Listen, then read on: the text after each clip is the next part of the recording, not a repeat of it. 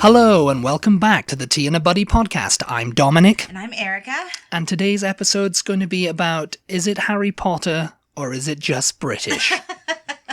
What do you say? Yeah, what do you know? I saw this topic on TikTok, I think, and the girl said it was a Reddit thread. So we Googled that. Yeah. And it's actually on Reddit. I mean, the topic's been brought up on Quora. Oh, yeah. It's the same sort of thing, you know, just Ranker, to kind of... I think, yeah. Yeah. People love and to it became talk like, about it was a TikTok thing as well, wasn't it? Well, that's where I originally saw it. And she was just talking about the Reddit thread. Yeah. The Reddit thread has like 1,000 replies. Oh, yeah. Reddit is very popular. Yeah. So it's a very popular discourse site. So we thought this was kind of a fun topic to talk about. Yes, because there were things when you started reading Harry Potter way back in the late 90s. In the late 90s? I don't know if it was late 90s, was it? That's when it came out. Oh, okay. The books. I don't know, because you told the story of how I definitely read them. You got the first book, which was called The Sorcerer's Stone. Mm-hmm. Well, over here, because it was called The Philosopher's Stone in the UK. My brother got it, actually. I thought, I don't know. I just wasn't that thing about it. And he brought it on a road trip back up to the Panhandle for Christmas one year. I guess the year that he got it. He must have gotten it for his birthday. And he was reading it as we were driving, but he gets car sick. So he was just like, well, yeah, I get that way too. You know, you're reading or looking at a screen or something for so long, and it's just like in the peripheral vision. Yeah. Of, you know, like stuff going past, you start to feel like, oh, you know. Yeah. And so I was like, oh, give it to me and I'll read it to you. You know, I'll read it out loud. And so I got it and I started reading it out loud. Well, he falls asleep and I couldn't stop reading it. I was like, this is so interesting, actually. Yeah. I'm so into this. I was like, what's going on? What's going to happen? So, yeah. So I just read it the rest of the trip, like, silently to myself because I couldn't put it down. But anyway, that was like eons ago, and I don't really remember when we talk about this topic. I kind of assume that every like word that I didn't recognize in there, I just assumed that it was made up, like it was something she made up. You know, it's a magical universe. J.K. Rowling made everything up. Yeah. So, I mean, I don't... Just a magical brain. I can only remember specifically a few things that I definitely thought were made up, but I must have just thought all the words that I wasn't familiar with were made up, you know? Yeah, and terms and like, well, you know, in particular, like the Hogwarts school, the schooling system was a bit weird to a lot of like people who were just kind of like, you know, who read it and thought, oh, she made it up. Yeah. Until they actually got online or they went to the UK or something or... It came up in conversation with someone from the UK. I don't know if I thought that the idea of Hogwarts was like that weird. Because, I mean, I had heard of boarding schools, you know. I mean, I didn't go to boarding school, but I knew what a boarding school was. So it was like... But a school of witchcraft and wizardry? School full of witches, yeah. No, but I mean... learn how to be a witch and a wizard now. And even like school uniforms, I saw on the Reddit thread, a lot of people thought, oh, the school uniforms thing was just like made up for the book because people use uniforms over here sometimes, don't they? Yeah. Well, it's usually I did. Well, I mean, not over here, but you know, it's usually private and or religious schools, like Catholic schools, that use school uniforms. But I guess I probably just thought it's a boarding school. It's fancy, like the kids are living there, like, of course they have uniforms, you know, not the robes, obviously. Obviously, if you told me, oh, we actually did wear robes to school, then I would probably be surprised about that. But I mean, I presume it happens in some places, you know. But like the tie and all of that kind of thing. Shirt, tie. I mean, some people wore jackets, as I remember at my school. Like a black jacket, but usually it was like a blazer. Like a blazer, yeah. But usually it was like a jumper. It was like either a V-neck jumper, or and I think later on it came into... And when you say jumper... You mean? Sweater. Sweater, yeah. A black with the school logo on, you know. Yeah. And something like that, because obviously in Harry Potter, they are referred to as jumpers, because that's what they call them in Britain. But Jumpers for goalposts. But it's things like that I don't really remember, like, because it was so long ago now. Like, what did you know? What did I think? What did you think when they said jumper? I think I could just use context clues, and it's just like I realized that they weren't they weren't wearing what we call jumpers. Yes. You know, which is like a onesie type. Oh, of like an thing. yeah. Yeah, it's like a one piece jumpsuit type thing. Yeah. Yes. Yeah. Flight suit. Yeah, I think I could just use context clues and to realize, it's just another word for a sweater, Yeah. Whether I thought that was something she made up or something that was actually British, I don't remember, Yeah. The house system, though. That was one that completely...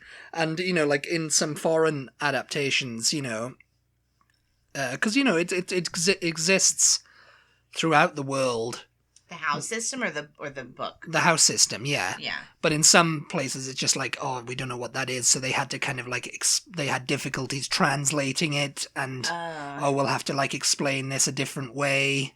Or something, because it was just like, like in other languages and stuff. Yes. Yeah. Because it's like, that's a bit of a weird concept, I mean, they didn't bother explaining it as far as I can remember, and no, I thought it was 100% just something in the book, something that existed at Hogwarts, It wasn't until I met you that you were like, and I think it wasn't until like after I'd known you for a few years, actually, maybe even after we were already married, that you were like, house. Yeah, they exist. So I'm talking, that's like quite some time from me reading the books to like realizing. Yeah, I vaguely remember you going, "Oh, they don't." You thought I was just making it up, because I often kind of like say to people over here, like, "Oh yeah, Hogwarts is real" and stuff.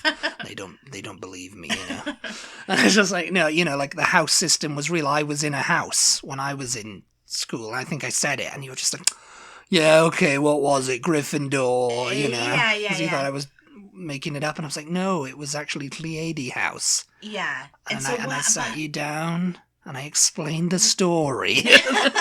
No, but I think we've talked about it in the podcast before, but just in case anybody hasn't heard that podcast, tell us what the house system, what is that all about? It's an ancient tradition. And I mean, it probably started with... What's the reason for it? The reason it was like mainly for like pastoral care is what I can gather. Yeah. But it's basically to kind of like pit the school against each other on sports day or something, Okay. So it's like, like... So whereas we play sports against other schools, because you guys don't really do that in school, do you? I mean, we do, but on a sports day, it wouldn't be like, we're playing that... We're playing against another school. It would be we're playing against each other, but we're all separated into houses. Yeah. So there'd be like 4 houses, say, like, because there were 4 in mine. And we'd all be, from years 7 up to 11, which is like the school, so we're all in one house together.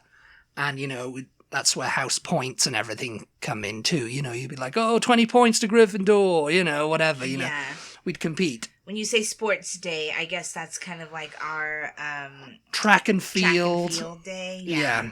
Where you do tug of war and stuff. Tug of war, that kind of stuff. Sack races, just sprinting, throwing whatever. Maybe there'd Quidditch. Be like Quidditch, Quidditch playing, just like, how do you play Quidditch? And I don't know, it's not a real game. I don't want to know. It was, that kind of thing, it's egg and spoon race. Yeah. In primary school, it didn't exist, I don't think, but in the house system now. But when I got into secondary school, it was like, I wonder if it's just because there are fewer students. Maybe, Over here, there tends to be, although, is that right? Yeah, I think that's right.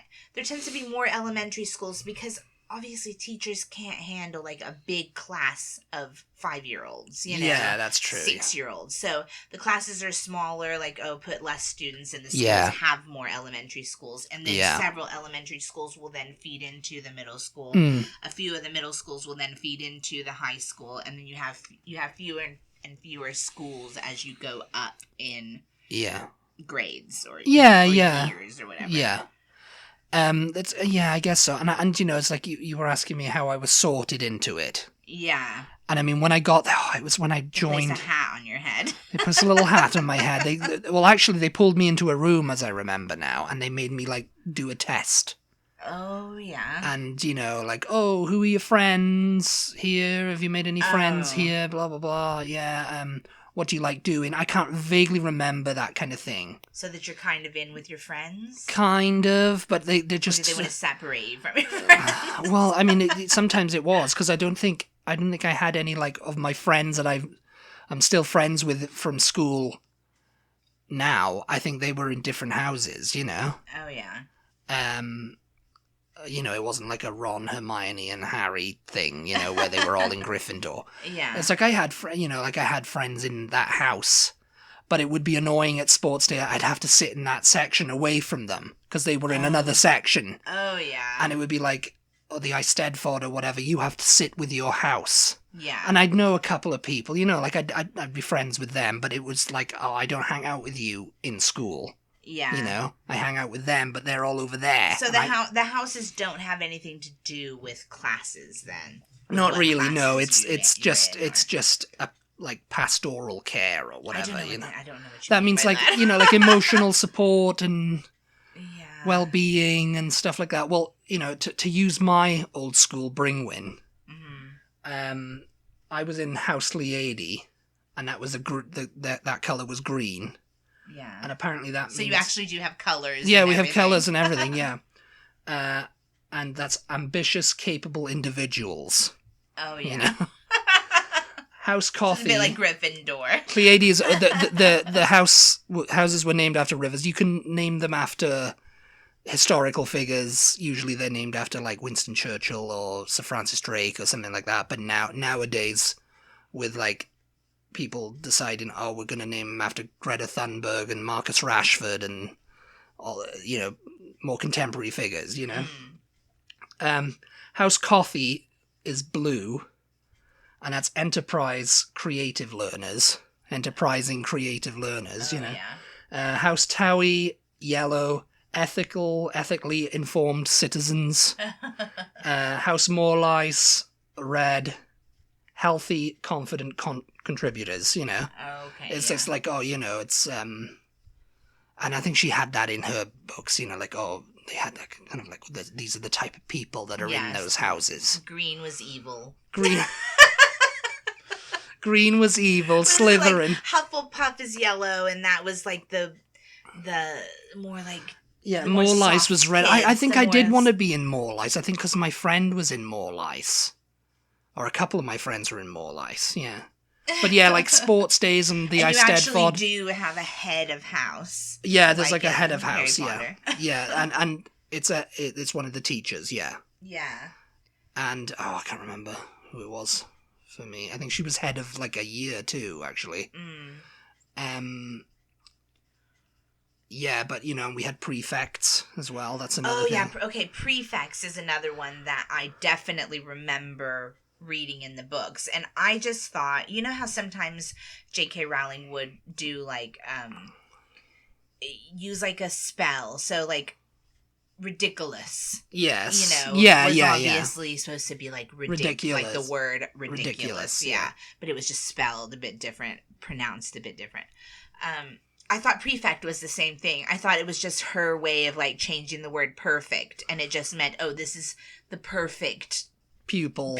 Yeah, the perfect student, There was two, I think. There was a head boy and head girl in our house. Yeah, I thought those were made up as well.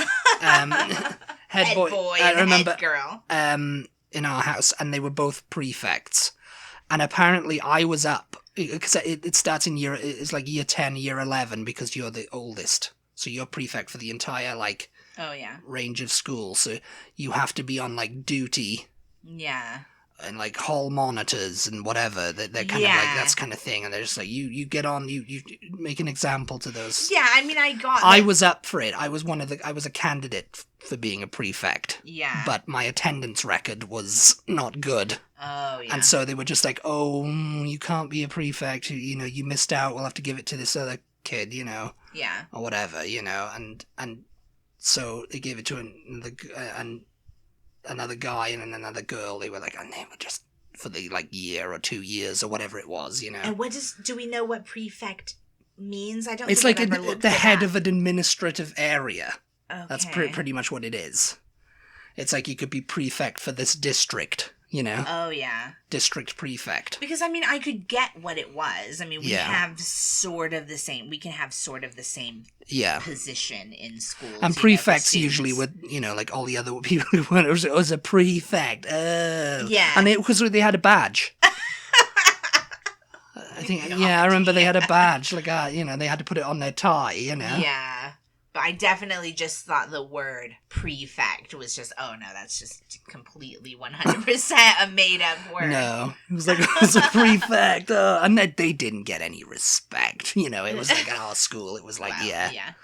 They didn't, it was like Percy. Was it Percy Weasley? He was a prefect. Like, oh, stop jostling there. I'll call the head, know. Yeah. I did see in the thread that some people thought headmaster was made up.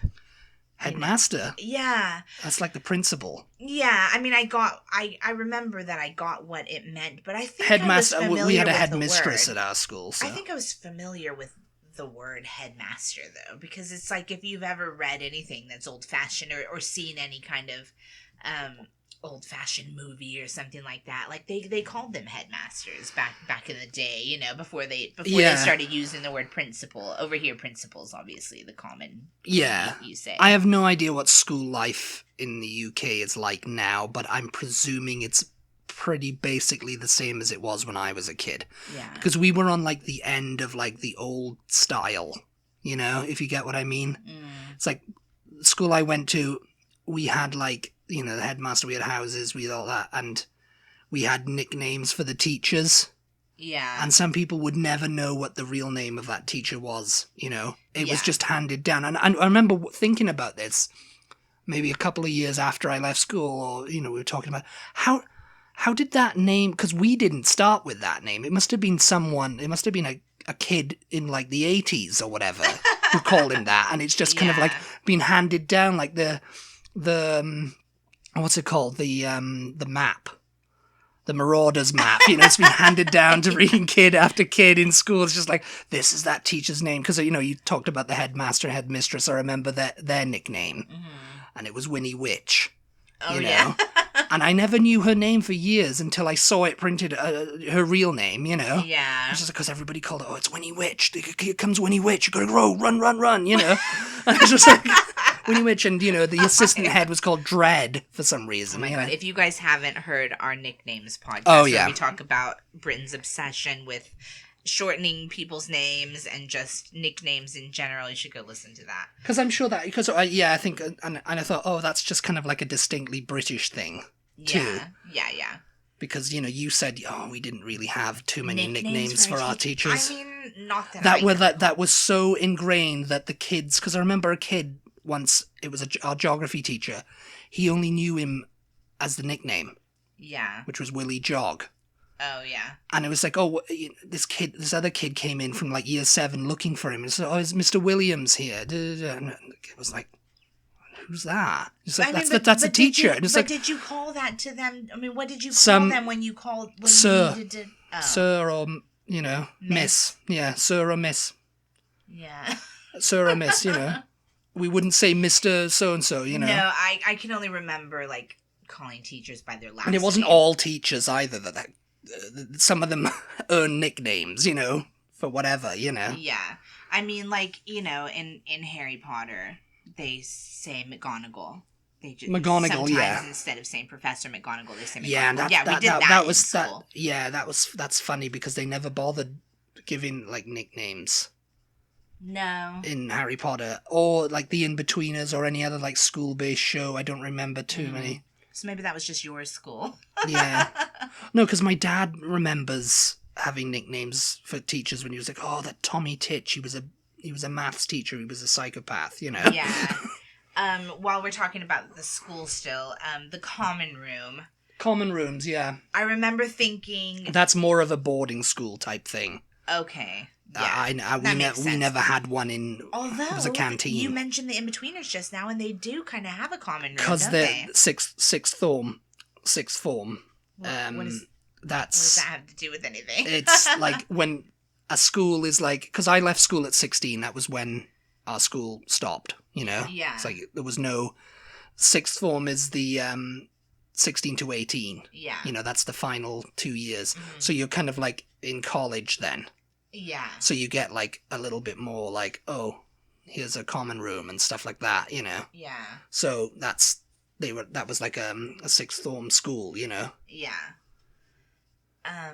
Yeah, common room. I mean, obviously when I got older, it's like you have common rooms in university, but not in just school when you're like... Well, no. I remember 13, in college. 14. I remember having one in college. Yeah. But, you know, and that's college, not university college.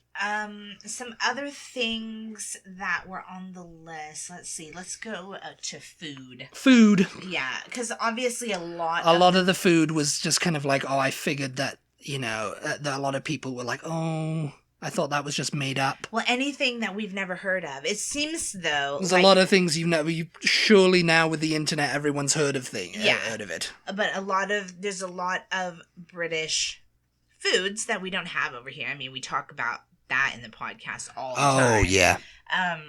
But it does seem like she picked some of the things with, like, funnier names or more magical kind of sounding names, you know. I mean, the spotted dick. I think she talked about the spotted dick in there. I knew what that was, though. I don't know why, but I did. I had already That's heard probably of that. a famous kind of like one. It's like spotted dick and fish and chips. And, oh, spotted dick's a funny name. People know they... Yeah, I think people generally... Yeah. I mean, because I was a little bit older when I read these. Maybe, like, if you're reading them when you're, like, 9, 10 or whatever, you haven't heard of spotted dick if you're an American, but I knew what that was. No, for me, I think we've also talked about this in the podcast before. Pasties. Yes. I thought was something she made up. I was pronouncing them pasties. We've definitely talked about that in the podcast. You little pasties. I was pronouncing them like that up until I met you. Yeah, up until you met you. Yeah, because I can't remember what you were talking about. Because you're reading it. And it's just like, that's how it looks like it should be pronounced. You know, I don't know. I guess I just didn't know. I mean, obviously I'd seen the movies by the time I met you, but I guess I just didn't. I didn't pay attention that they were pronouncing pasties. Yeah. And again, I thought that was like her just leaving out the R, like we would say pastries. Yeah. I thought she was just leaving out the R, and it was pasties, you know. Oh, he has pumpkin pasties, yes. Pumpkin pasties. Yeah, pumpkin pasties. Yeah, and I remember... pumpkin pasties. Yeah, you know, yeah. I mean, I remember you saying... I vaguely remember you on the phone talking about a pasty. Yeah, because I was like, I don't want a pasty. I was like, what are you talking about? What's a pasty? I did want a pasty. I did want a pasty. You're like, what's a pasty? No, I think I said that to you, like, the first time I went to Britain. I was like, okay, I want crumpets, I want pasties. You were like... What's a pasty? Yeah, it was like in Harry Potter. Like a pumpkin pasty. Yeah, I still have yet to have one, though. You've had one. No. Not a pumpkin one, but you've had pasties. I haven't had any pasty. Steak bake. That's a pasty? Yeah. Anything that's in like... I mean, you can have a cheese and onion pasty, I guess. Yeah. Or you can have like a... Cornish one. That's the original one. Yeah. There you go. I mean, because... In Britain, pasties are more commonly savory than they are sweet, aren't they? Yeah, the pumpkin pasties. It was like pumpkin isn't really an ingredient. Yeah, that's what I read. In the UK. That's what I read. So that was pumpkin was kind of like, oh, because Halloween, witches and wizards, you know. Yeah. Let's just stick that in there. It was for the American audience. Maybe, or it was just kind of like, oh, it's an unusual thing that kids in the UK don't actually eat, you know. Yeah. So let's make it like a thing in the wizarding world. And there was some people talking about butterbeer, and they were like, oh, I actually assumed that was a British thing. Apparently it was. No, I saw somebody say that it was a thing dating back to Henry VIII, and it actually did have butter in it, and it was not like it's described in the book. It wasn't like butterscotch. It was an alcoholic drink, and... But it had butter in it. Go. Yeah, it sounds freaking disgusting. We're going to eat... You want to do your medieval times? The butter beer We're going to eat actual medieval food. Sounds delicious, but that actually was made up. I mean, her version. It was like a butterscotchy... Yeah. Caramelly type drink. And the pumpkin pasties. But the thing about it, it's funny because you're like, oh, we don't really do pumpkin stuff in the UK, which I saw somebody else reply that, oh, a British person here, yeah, we don't do pumpkin pasties, we don't do pumpkin juice. Juice, no. They're like, that's not a magical thing. I guess you could actually have pumpkin juice, you know, but like, who wants pumpkin juice? Who wants pumpkin juice? But when I read pumpkin pasties, I don't know, I thought, oh, maybe that's a real thing because it reminded me, over here we have pumpkin empanadas. Oh, yeah. Oh, they're so good. I love them. And I just assumed it was maybe something kind of like that, like a British version of that or whatever. I mean, it could be, you know. You know, they probably started making them. But the word pasty or pasty, if you're me, I definitely thought she just made that word up. Yes. I mean, treacle tart, too. Oh, yeah. I thought, that people say, I had no idea what it was until I actually, like, Googled it one day. And it was like, so good. It sounds, treacle tart. It just sounds treacle. We were going to make some, because I think we've got some, haven't we? Yeah, we do. We need to make it. We got some from our Buy Nothing group. It's treacle. It's basically like molasses. It's like thicker molasses. It's like really sweet. Yeah. And you bake it into like a tart tatin or something. It sounds like, how can you eat that though? It's very sweet. Yeah. I mean, I had it years ago when I was a kid.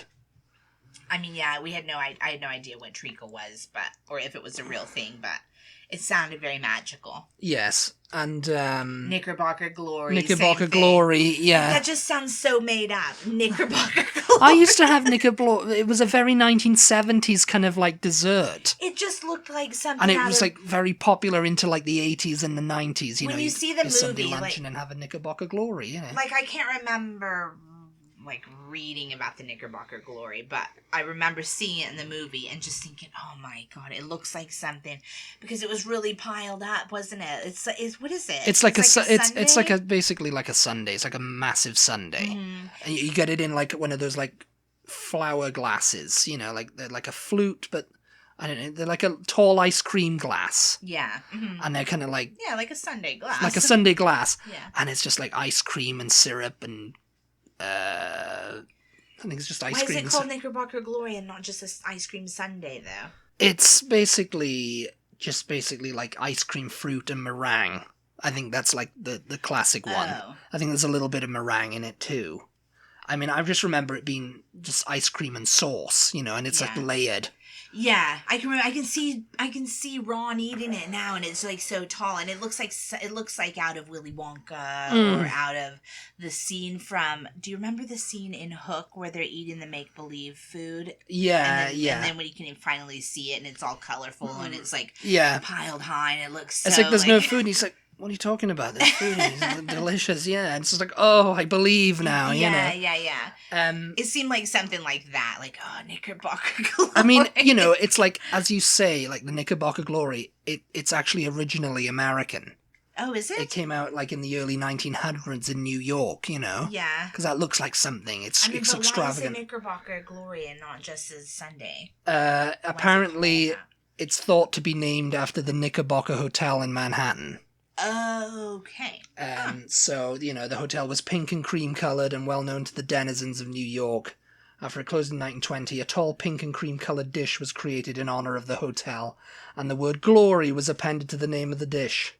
At some point in the 20s, the dish was introduced to the United Kingdom, where it attained great acclaim, you know? Yeah. Because it's just ice cream. So it was something just people in New York knew about. Apparently over here, people are like, oh, it's probably more like a parfait than anything else, you know, than an ice cream sundae. Yeah.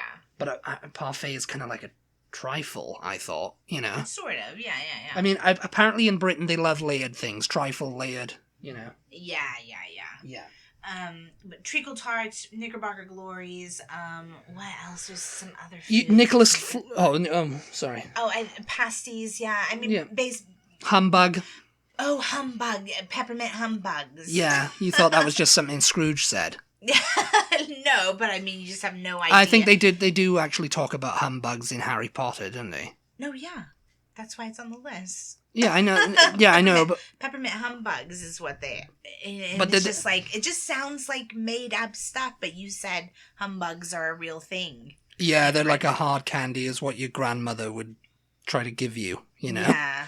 And that's the joke, you know. It's like you go around and she goes, "Oh, would you like something from the tin?" Yeah. And it would be like hard boiled humbug. Humbug.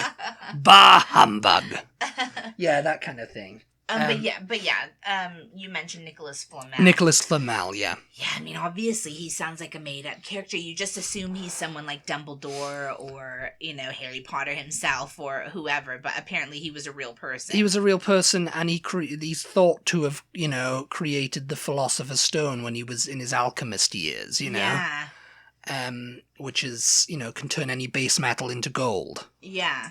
And apparently they thought, oh yeah, he's still alive because him and his wife drank the elixir, concocted the elixir of life. Yeah. Yeah, and you know, so he's kind of like a magical figure, so that the whole first movie or first book is like based on him. But of course the Sorcerer's Stone, it gets changed then, you know. Yeah. I don't even know if they think Nicholas Flamel or the Sorcerer's Stone. I don't know why. Yeah, I mean, that's something that J.K. Rowling later said as, like, I should have fought harder on that. They just thought Americans wouldn't understand what well, that was the U.S. publishers. By Philosopher's Stone, I guess. Let's see, what else? Ministry. So, like, the Ministry of Magic, obviously, is not a thing, but you just assume that... It is a thing. Ministry of Magic... That's something she made up, right? But apparently, Ministry of Defense, Ministry of Transport, Ministry of Agriculture, War, the Ministry of Food. You know, they were all things in like the early government years. You know, in real life Britain. In real life Britain, and I mean they gained. I mean, they're now called the Department of, and they've been that way, I think, since, like, the 70s or 80s. Why? Just because ministry has, like, religious connotations? Maybe. Or? I'm not sure. Maybe it was just kind of like, oh, we need to be new, and, so we need the Department of Transport, we need the Department for Works and Social Pensions. Departments translates more across the world, like, maybe? I don't know. Yeah, because, I mean, you know, it's the Department of Defense over here, isn't it? That's what it's called. Yeah. Department of everything. So it's kind of like it was like probably came in around the like 70s, 80s. I can't remember exactly when the name change happened, but in Britain, like when you go to get your car serviced, they call it taking your car in for an MOT. Yeah. Which is Ministry of Transport. It's like the road safety and make sure the car's able to go on the road, you know. Yeah. There's another one too, Ministry of Defense, MOD. People go, oh, the MOD. Yeah. And it's like it's Department of Defense now, or Department of, like, you know, whatever. DOD, yeah.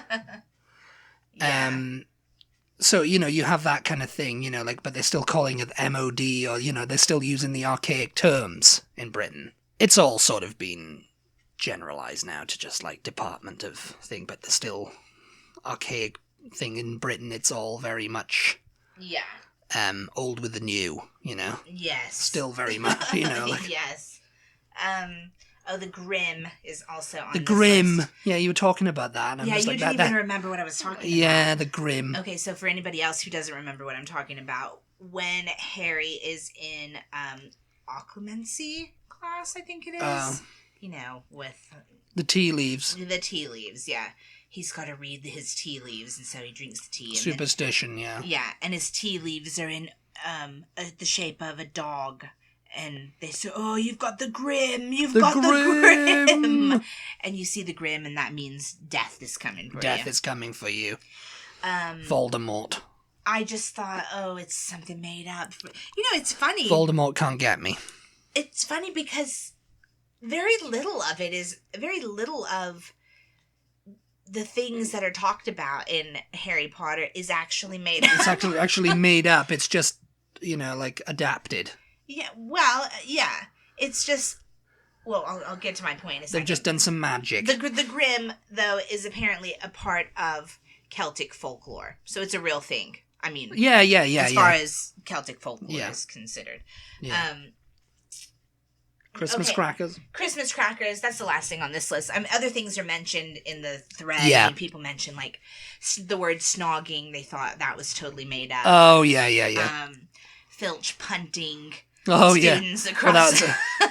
punting is an ancient... Punting them across the lake. Obviously, we're Americans, so punting to us means... Punting a football. Kicking the ball, yeah. But punting in Britain actually means... just boating. Basically, it's an old term for boating. Cambridge and Oxford, you can go on the river and... it's like in canals in Venice, they use a big stick to kind of move you along the river, the canal or whatever. And are you touching the bottom when they actually do that? Yeah. Or is it like a paddle? I think they touch the bottom, they touch right? the bottom and they just push off, Yeah. And you just flow down and then he does it again, or he steers the boat or whatever. So he was just punting them across the lake. Yeah. Because he could touch the bottom with the huge stick. Mm-hmm. Other people thought, like, just the concept of a groundskeeper was just made up, which I don't know why. You would think a school that big, obviously, have a groundskeeper. Yeah. I mean, Hagrid's rock cakes. People thought he was actually baking rocks in there. But, that was the joke, because rock cakes are supposed to be like a soft, wet biscuit dough that are kind of, like, hardened. They're not supposed to be brie. Is that not something that exists in Britain? Yeah, it is. Oh, okay. Rock cakes, but they're kind of an archaic kind of thing, you don't really see... if you see a rock cake nowadays, it's kind of, like, rare. Is it a sweet thing? Yeah. It's like, just kind of like a simple kind of, like, rock-shaped cake. Okay. But that's what I mean, like, fairy cakes, like, all of these kind of desserts, really. Fairy cakes, yeah, I told you about that, and you were just like, oh, yes. Somebody mentioned puddings, that they... Yorkshire pudding, when they talk about... Well, when they just say the word puddings... That means, yeah. We think... In America, we obviously think chocolate, vanilla, banana, pudding. Yeah. We don't understand, like, puddings is a word for dessert, Yeah. Oh, let's have pudding now, But all of the puddings that are kind of mentioned throughout Harry Potter are all basically real. Yeah. But, like, she just picks out all the kind of very magically sounding ones, Yeah. Which brings me back to the point I was getting to when we were talking about the Grimm. Was reading Harry Potter then? I can't kind of see how reading Harry Potter for a British person could possibly be as magical an experience as it is for an American. I think it was more about the story, Yeah. There's all this magical land, and it's just kind of like, oh, yeah, But so I told you that story about this. It wasn't just kids who were into it. It was like old people. Yeah. Too. Well, yeah, everybody was into it, but it was a craze. But what kids are reading, it's just kind of like, oh, it's a children's book, and the older generation are like, nah, I don't want to read that or watch it, because it's for kids. My gran told a story. She goes, oh, she asked me what it was one day. Yeah. And this was like 1999, 2000, maybe, before the first movie was in production, but it was already kind of a hit book. Mm-hmm. And I was sitting in my grand's one day, and she goes, "What's Harry Potter? Who's Harry Potter?" yeah. And I was like, "Oh, I think it's this book that it's been released for kids about this wizard boy, know." And she goes, "Oh, because so and so was reading it. I was walking to town or something, and I saw my friend, what's her name, and she was just walking along reading this book." And I was going to pass her, and I was just like, oh, she hasn't looked up once. And she's just been walking. She goes, oh, Molly, sorry, I didn't see you there. She's just like, oh, she goes, oh, I've just been, I'm reading Harry Potter, and I just cannot put it down. Yeah. And, you know, yeah, and she was just, so I was like, what's this book, you know? Like, you know. Yeah. I mean, my gran wasn't on the internet then or anything Well, like yeah. that, you know, so it was just like, you know. And I mean, BBC had kind of like, oh yeah, J.K. Rowling, this book, and all the kids are loving it, and, you know. Yeah. It's funny because they're making a movie. in that Reddit thread, I was seeing so many people going, oh, I just have to I kept having to Google things to see if they were a thing, you know, and it didn't even cross my mind when I started reading, like, to Google. I just assumed outright that this stuff was not yeah, real, you know, you didn't think, I mean, that's what a lot of people over here, you know, like, I see that, it's like, oh, I have to Google things from The Crown to see if what they look like, and, you know. Oh, yeah. In the Reddit thread, I thought it was a really interesting point someone made, a British person replying in the thread, saying there's absolutely nothing magical about the Hogwarts Express. Like, it's literally just a train. Steam train engine. Yeah. Yeah. It's just like, there's nothing. The carriages, the trolley that comes, like, there's nothing magical about it. It's just like an whatsoever. The only thing is, like, it's a nostalgic kind of thing. Because by that time, when the books were released and everything, it's like steam trains weren't going anymore, and they didn't have compartments like that. Yes, you know, and that's the thing, isn't it? Like, I mean, the students are carrying trunks. Yes, instead trunks, of suitcases. Like, yes, yeah. So, stuff like that, you know.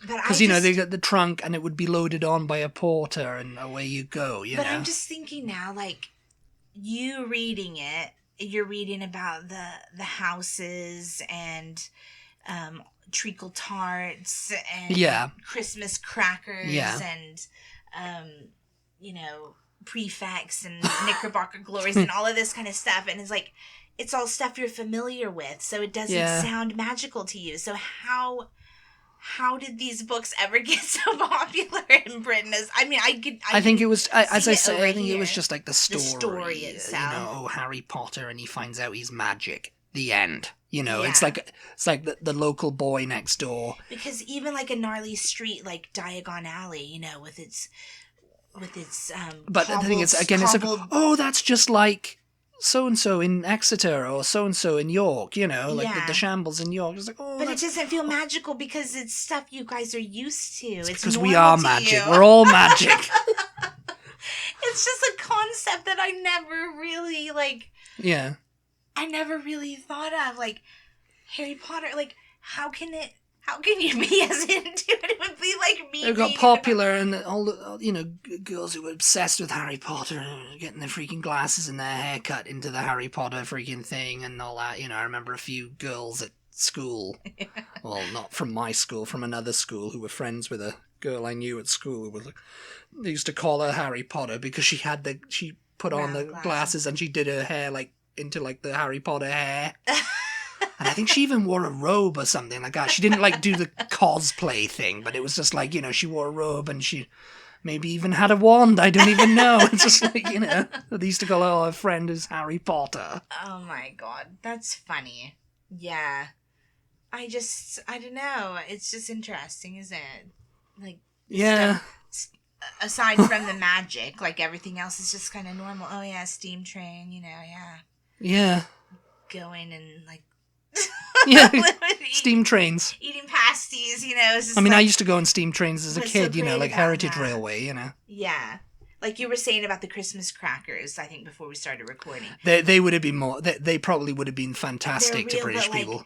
They had the magical ones, you know. Yeah, you pull them apart. They pull them apart and they go whoosh, you know, or a little goblin or something goes wow out of it, you know. Out and goes across the thing, you know. Yeah, it was just like, yeah, that would have made for a fantastic Christmas if you had them at your freaking thing instead of just a boom, you know. Oh my God. Anyway, yeah, I think that'll be it for this topic. Oh, we hope yes. you guys enjoyed. Yeah. Thank you so much as always for tuning in. We really appreciate your support. If you guys have any topics that you would like us to discuss, we're in the mood for topics. Feel free. Well, new year, new topics. Yes. Feel free to send them to us pretty much on any social media platform. Any social media, just give us a list. Yeah, we're and at we'll go through Butty, TEABUTTY on Instagram, Twitter, Facebook, and TikTok. And we'll talk to you guys next time. Goodbye. Bye.